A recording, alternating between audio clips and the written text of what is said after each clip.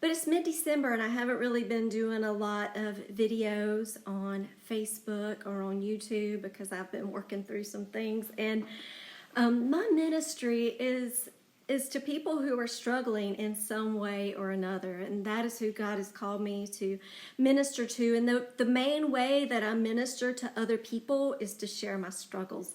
And I know this isn't for everybody, but it's what God has called me to do and what He's gifted me to do. And it's hard, but I know that it helps others. So just wanted to tell you that I'm seeing a therapist.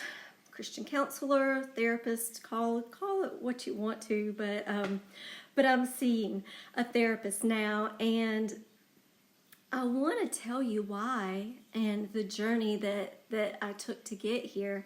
I struggled with anxiety for about 3 years, and it started not because I was afraid of someone or something, but there was a lot of trauma that I went through, and my body finally said, enough is enough. And since then I've been struggling with anxiety, which doesn't mean that I'm really stressed or worried, maybe a touch of worry, but it's evolved into this battle in my mind. And it's mostly when I get ready in the morning, just my heart races for no reason. And once it happens one day, then it happens the next and the next and the next, and I have to break the cycle. Like today I'm doing really well. I didn't even think about it until 7 a.m.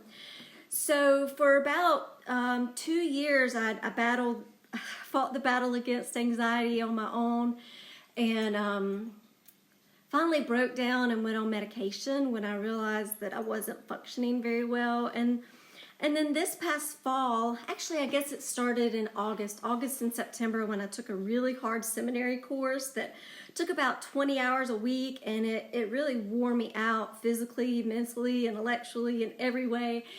And, excuse me, my heart was racing when I was doing things that are relaxing to me, like my hour that I spend making note cards every day.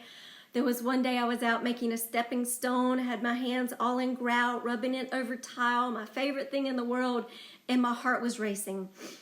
And then probably the kicker was I heard a comment that suggested that people with anxiety don't have enough faith, that it was just an issue about faith. And that broke my heart, because when I heard that comment, I had struggled all week long just to function. And it had been a bear, and I had fought the good fight, and I had kept the faith, and I had worked so hard just to function. And then to hear that I just didn't trust Jesus enough broke my heart, and I wept all the way home and took to my bed. My husband had to bring lunch to me. I was so broken. And at that time I realized, okay, I've tried this for 2 years on my own. I've not overcome it, even with medication. I'm going to get some help. And I want you to know that I still feel it. I have felt, and I feel ashamed. That's the honest to God truth. But when I sit there in the waiting room, waiting for my appointment to come, it is not where I want to be. I do not want to be in the waiting room of the office of a therapist. I just want to be normal. I just want to be like normal people. I don't want to be the broken one that's in the therapist's office. I just want to be like everybody else. And when I sit there, I really struggle.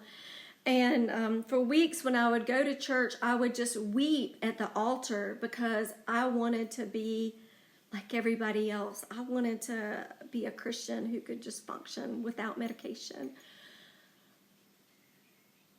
without seeing a therapist. It was just so hard. It's still hard. When I'm walking into the therapist's office, y'all, I would be rather walking into a Hobby Lobby, or Ulta. It is the last place where I want to be. But for right now in my life, that is where I need to be. And what I'm learning is it's pride that says, I don't want to be in the therapist's office. I can do it by myself. I don't need anybody's help. I'm a normal Christian. I'm a strong Christian leader. I preach and I write and I mentor and I should be all this. But y'all, We are living in a broken world full of broken people, a fallen world, and things are hard. And sometimes our bodies do things we don't want to. Sometimes people struggle with depression or suicidal thoughts or OCD or anxiety, sleeplessness, you name it, we struggle. And it was my pride that said, I can do it. I don't need help. I don't need anybody to help me. That was my pride. But y'all, the brave thing for me was to ask for help. That was the brave thing for me to do, was to admit that I couldn't do it on my own and I needed help. That takes courage. That takes character. That takes gumption. That takes a backbone to be willing to go to someone and say, I just can't do it on my own. I mean, we're Americans. We live in America. I mean, we're supposed to be able to do it. We are a can-do people. And to sit in someone's office and vulnerably say, I need help, for this perfectionist woman who people think has it all together, that's the last place I wanted to be. And so I just want to share that because it is the hardest thing in the world for me to share publicly. But I'm learning that the thing that everyone is thinking and the thing that no one wants to say is exactly what I should be saying. So what God is having me say is that I'm a Christian leader and I don't have it all together. I don't have it together. I haven't had it together for a long time. Really, I don't know if I've ever had it together. And I'm struggling. And what I've learned is that this is just where I am now, and there's grace for where I am now. I'm not saying I'm always going to be here. I have hope that there's a God who's going to bring me through the valley that I've been in for 3 years. There's a God who's going to bring me through. He's not going to abandon me in that place of brokenness and need and want and shame. He's not going to abandon me there, but he's going to bring me through. So I don't want you to think that I'm saying that I have no hope, because I do. And I don't want you to think that I'm saying that God's never going to change me. My prayer is that he will. And isn't that what Paul was saying? Well, really, when you look at Paul in 1 Corinthians 12, he just really said his grace is sufficient for where I am now. And Paul said, I have this thorn and I've begged God to take it away and God hasn't. And I find myself in this broken place. And for me to stand here and say this to you, you are seeing God's grace being sufficient for me. You are seeing God's power being perfected in my weakness. And that's what I'm learning. And Paul says, I would just rather boast about this, because what people will see in me is the power of Jesus. Days when I make it out of the house, it's the power of Jesus, y'all. It's the power of Jesus. Mornings when I make it through without needing a sedative to help me function, that's the power of Jesus when I can do that. Today is one of those mornings. I've had 3 good days in a row. If I can do anything in this current state that I've been in this 3-year battle with anxiety, it's just the power of Jesus. That's all it is. So I want to encourage you that where you are broken, and I just pray God doesn't call you to go live and say it. But what I've learned is, as I've just mentioned to somebody, hey, I'm seeing a therapist. They've said, oh, my wife saw one for years. Or they've said, oh, I am too, or oh, I did too, to deal with, these issues, or I did that for a while. And I'm learning. My therapist has taught me, and what I want to do is just come online and share some things I'm learning. But therapy is normal. I've sat in her office and repeated that. Therapy is normal. What I'm doing is normal, because I'm trying to become the best version of myself. That's what they tell you, to help you deal with the shame that you feel for being on that couch. I'm trying to find the best version of myself. And what I found is that when I have been honest with where I'm struggling, it gives others permission to do the same. It gives others permission to say, hey, I don't have it together either. So yeah, that's where I am. Yesterday I showed up at my therapist appointment an hour late because I got confused. So I really don't have it together. But God bless you for watching and for loving me anyway. Thank you for loving me anyway and supporting me and helping me in this ministry God has given me to those that are struggling just like me, to those who aren't perfect just like me, to those that need to see that a Christian leader struggles. That's me. I'm it. If you're looking for that Christian struggling role model, I'm it. But I just want to say, I hope I'm not always in this place, but I'm going to trust in God no matter what happens. I'm going to say His grace is sufficient for me no matter what. And I would just love for you to comment if you're brave enough to share what your struggle has been, or if you're seeing a therapist too. It was funny. I ran into a friend in the therapist's office 2 weeks ago. Oh my goodness. Did we ever laugh? Because we ran into each other at the therapist's office. That was really funny.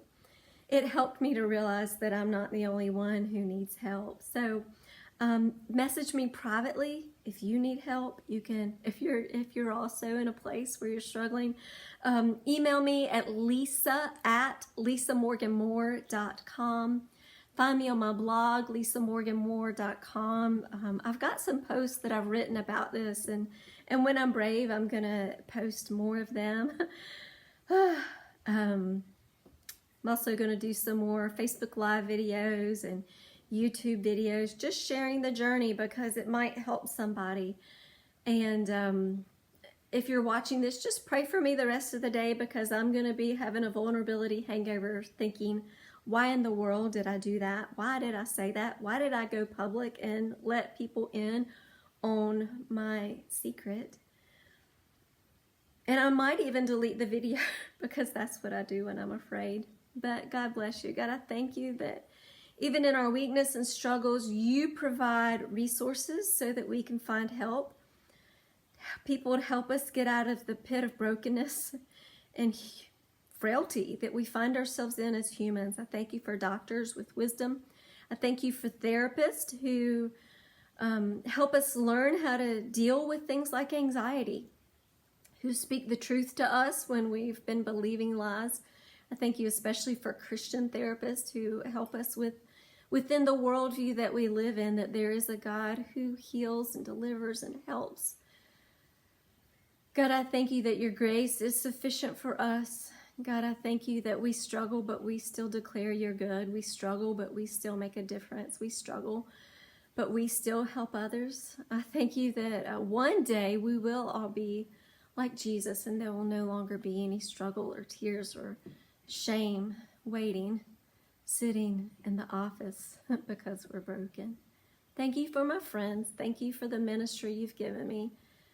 To my fellow strugglers that are struggling but with hope. I don't want to, look, this is not a pity party.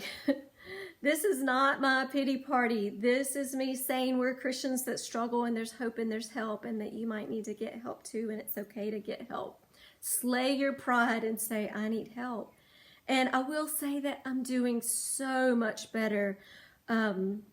Usually I feel the most anxious when I have nothing to do, like on a vacation day. And with Thanksgiving, we kind of hunker down the day before Thanksgiving. We stay home the day after Thanksgiving. And for the first time in a long time, I actually looked forward to that. I didn't dread being anxious because I was feeling better, because my therapist has given me just some real simple things to do, ways to look at anxiety and teach my brain that I can overcome it, that I can just breathe deeply, and that I'm in control of my body. My mind isn't. So, like the anxiety isn't. So I'm doing better. I had a setback last week, and that was hard. But I've come back out of it. And one thing I learned with the setback is that setbacks show you're making progress, because it's a jump from where you were to where you are now. And then you take a step back, but it's still progress. So I can even thank God for the setback. And it just setbacks remind us again of our frailty and our dependence on God, and our need for help, and we walk in His grace. I even preached during the setback, and woo, that was something. But by the grace of God, I did it, and God used it. So bless you. Thank you for watching. Have a great day. I'm going to Costco. I love Costco. And then I'm probably going to come home and take a long nap, and then I've got a Christmas party to go to tonight. And I just love you guys. Thank you for being with me on the journey.